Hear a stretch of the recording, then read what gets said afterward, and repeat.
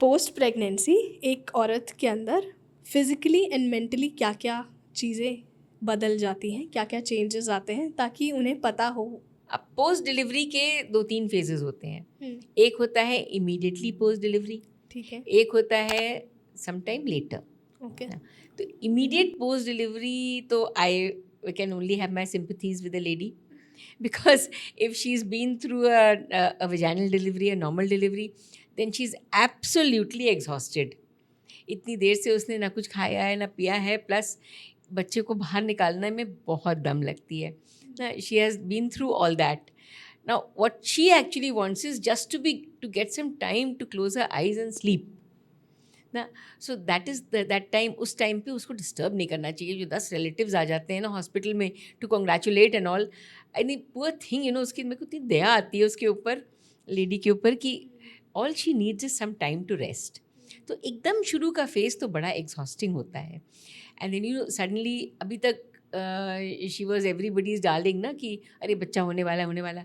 अब डिलीवरी जब हो जाती है ना, तो सब कहते हैं अब तो तुम्हारा बच्चा करो अपना काम, and she is expected to take care of a little baby, जबकि इसके पहले तक तो वो खुद ही बीइंग टेकन केयर ऑफ थी, है ना.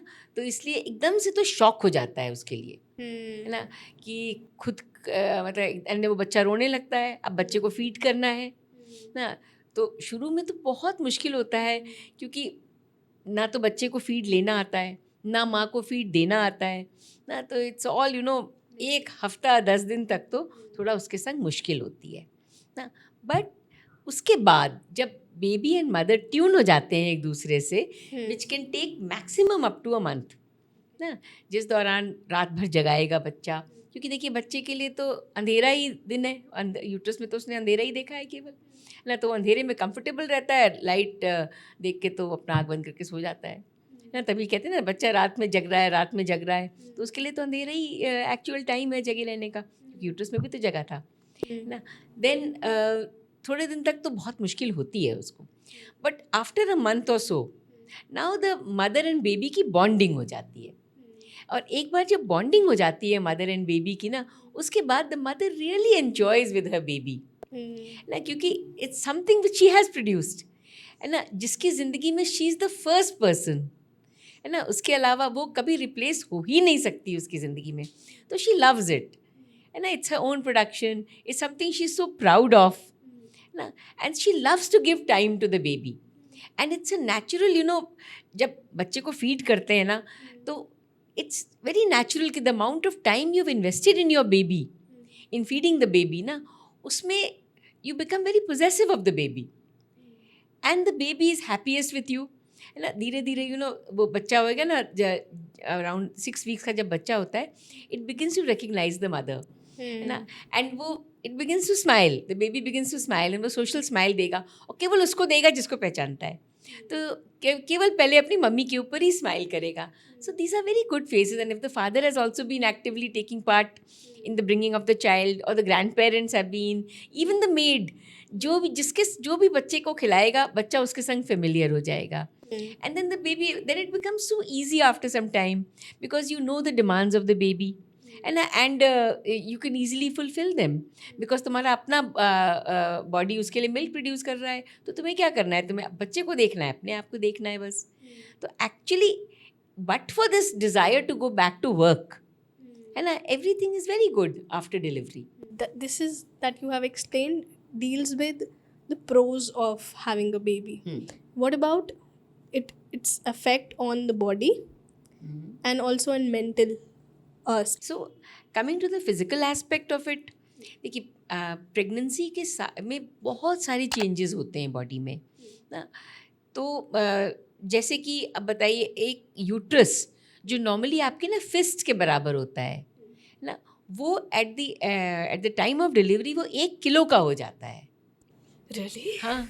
सो now it has to come back to normal, है ना. सिमिलरली आपके बॉडी में इतना ज़्यादा ब्लड हो जाता है व्हेन यू आर प्रेग्नेंट ना, उसको कम होना है.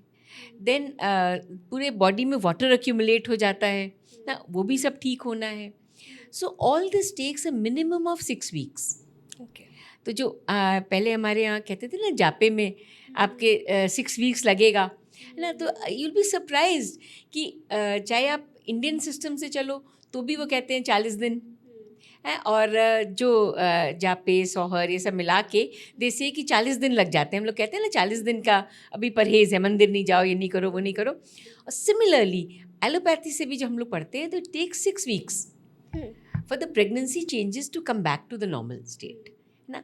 But this is provided you started healthy, है ना. ऐसे नहीं कि अब आपने मतलब कुछ खाया पिया ही नहीं था प्रेगनेंसी में तो आप फिर से नॉर्मल हो जाएंगे, तो नहीं होंगे. But most of the people go back to normal within 6 weeks, but some people take up to 12 weeks to go back to normal. Okay. Depends on body to body. Body to body, yeah. And अगर आप बच्चे को breast feed कर रहे हैं, आपने 6 months उसको मान लो एक्सक्लूसिवली ब्रेस्ट फीड किया है, तो at the end of 1 year आपका प्री प्रेगनेंसी वेट ऑलमोस्ट वापस आ जाएगा, 90% तो वापस आ ही जाएगा, है ना. बट कॉन्टूर्स नॉर्मल आने के लिए you will actively have to become very active again, है ना. Contours मतलब body size? Body shape, yeah Okay. ना, उसको वापस लाने के लिए you will have to begin, you have to remain active even after pregnancy, है ना. एंड वो जो लड्डू खाना ये सब खाना वो सब नहीं होना चाहिए ना, बिकॉज वो सब उन दिनों के लिए था जब औरतों में मतलब जब डिलीवरी के समय 30 किलो की आती थी औरत, तब उसको ज़रूरत थी घी की, लड्डू की, सब की, बिकॉज घी से was a source of fat जिससे बाद में मिल्क बनेगा. बट अब तो हमारी प्रेग्नेंट लेडीज 70 से कम तो किसी का वेट ही नहीं होता है ना. तो these ladies now do not need fat. In fact उस समय प्यार से बना देंगे, वो खा भी लेंगे, बाद में जिम ज्वाइन करना पड़ेगा वेट कम करने के लिए, तो उससे क्या फ़ायदा. I mean everything is logical. जैसे आपने बोला कि पहले की कंडीशनिंग ये होती थी, पहले की औरतें तो घी खाती थी, आप नहीं खाती थी, बट वो 30 किलो की भी होती थी, वो 40 की होती थी. ना 40 तक पहुंचती कौन थी औरत पहले, 35 40 इतने किलोज की मैक्सिमम, है ना. अभी तो डिलीवरी के लिए जो आती हैं आई थिंक 60 किलो से तो मैंने किसी को कम देखा नहीं है बहुत सालों से, है ना. तो इसलिए अब ज़रूरत नहीं है उन चीज़ों की. ठीक है. We have covered the physical aspect, we have covered the immediate aspect. Now let's come to mental okay. state. तो प्रेगनेंसी थोड़ा सा मेंटल स्टेटस को भी अपसेट कर देता है, whereas most women are very positive, है ना. घर में भी उनको पॉजिटिव एनवायरनमेंट मिला है, सब कुछ है, तो nothing happens, they become okay. But there is a big subset of women, काफ़ी सारी, मतलब 15 से 20% औरतें होती हैं जिनको एक चीज़ होती है पोस्ट प्रेगनेंसी साइकोसिस. Okay. मतलब थोड़ा सा उनको मेंटल चेंजेस ऐसे आ जाते हैं कि दे बिकम वेरी इनसिक्योर, है ना. उनको सिवियर डिप्रेशन भी हो सकता है. कुछ लोग स्पेशली जिन लोगों को कुछ प्री एग्जिस्टिंग अगर डिप्रेशन या ऐसे कोई मेंटल प्रॉब्लम्स थे, एंजाइटी डिसऑर्डर्स एंड ऑल थे, तो कभी कभी वो सुइसाइडल भी हो जाती हैं. एंड पीपल, मतलब लेडीज़ का इतना भी देखा गया है कि अपने बच्चे को भी मार देती हैं. तो इसलिए प्रेग्नेंट मतलब डिलीवरी के बाद औरत को कभी अकेले नहीं छोड़ना चाहिए, है ना. हमेशा कोई उनके संग एटलीस्ट द फर्स्ट 2 वीक्स तो होना ही चाहिए किसी ना किसी को उनके पास, सो दैट ऐसे मूड जो चेंज हो रहे हैं उसके सिम्टम्स क्या हैं कि वो खुद डिटरमाइन कर पाए. खुद तो नहीं कर पाएगी वो, है ना. आप जो देखने वाला है वो खुद ही वो बता सकता है बस कि हाँ ये डिफरेंट नहीं, ये ठीक नहीं है. मतलब लाइक वो बहुत इरिटेबल हो रही है ना, या बच्चे को दूध नहीं पिला पा रही है, या उसको बच्चे पे गुस्सा आ रहा है बहुत, ना. ऐसी चीज़ें अगर उसके में हो रही, या वो रोती चली जा रही है ना, खाना नहीं खा रही है ना, तब मतलब लोग जो भी उसको देखने वाले लोग हैं, चाहे उसका हस्बैंड हो, चाहे मदर इन लॉ हो, या जो भी देख रहा है, उनको एक बार ध्यान रखना चाहिए कि कहीं इसको कोई साइकेट्रिक प्रॉब्लम्स तो नहीं हो रही हैं, ठीक है ना. एंड ये प्रॉब्लम्स हल्की फुल्की प्रॉब्लम्स तो सबको ही होती है.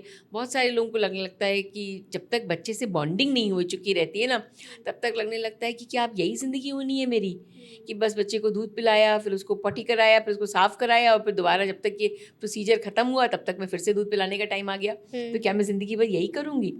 कुछ दिन तक होता है ये चीज़ ना. बट हर जने को रिमेंबर करना चाहिए कि और भी लोग भी तो, सबके बच्चे पल गए, सब बड़े हो गए, क्या सब लोग अभी भी यही कर रहे हैं? नहीं कर रहे हैं, है ना. तो ऐसे में अगर फ्रेंड्स का सर्कल अच्छा रहे तो वो पॉजिटिव रीइंफोर्समेंट देते हैं, या आपके घर के अपने लोग हों, है ना। अब देखिए जॉइंट फैमिली के जो बेनिफिट्स थे वो यही सब थे पहले, कि सबने अपनी चाची को देखा होता था, मामा को, मामी मतलब मामी को, छोटे जितने भी शुरू से बचपन से देख ही रहे थे, फिर ऐसे चल के अपनी नंद को, देवरानी को, सबको देखा होता है ना। तो फिर पता रहता है कि हाँ थोड़े दिन हम ठीक नहीं रहेंगे, थोड़े दिन बाद हम ठीक हो जाएंगे, है ना।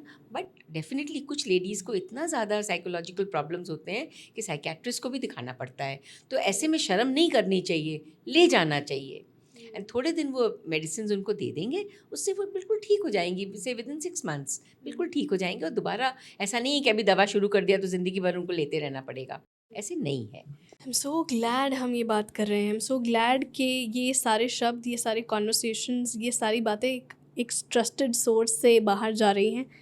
I am feeling so relieved and मुझे पता नहीं था ये कॉन्वर्सेशन ऐसे ऐसे मोड ले लेगी, बट आई एम ग्लैड हम यहाँ तक पहुँच गए।